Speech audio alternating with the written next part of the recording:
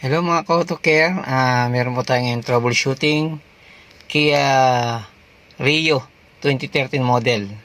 Ang issue po, biglang huminto yung sasakyan and then tinignan po natin kung anong naging problema. Tara, tignan po natin ulit.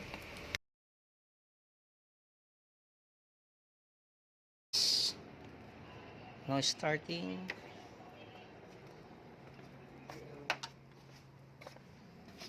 Kinabitan po siya ng push start.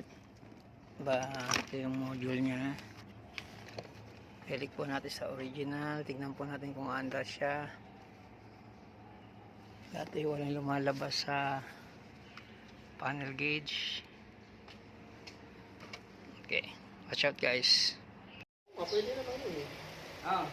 Kia Rio. Okay na po. Starting na siya.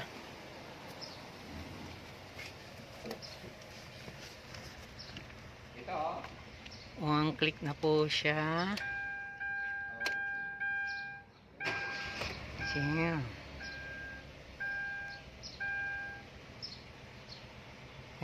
Ready na po siya.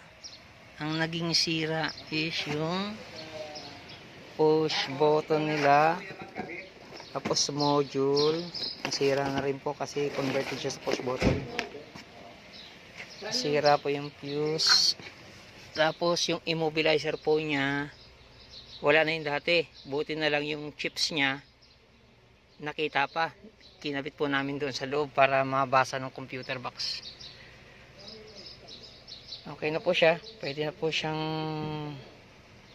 tumakbo. Ready na siya. Start again.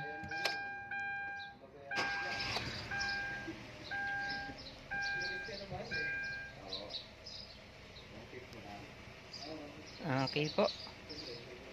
Nakuha po yung trouble. Natsambahan. Salamat po sa mga subscribers, sa mga followers. Salamat po sa mga subscribers at followers po. Kia Rio. Trouble po niya, di bigla na po siya namatay sa kalsada. And then I found out na yung susian niya convert na sa push button, nasira na yung module niya. So nag-grounded, pumutok na dun sa may harapan. Now the second problem is yung alternator. Hindi nag-charge. Okay po, salamat po.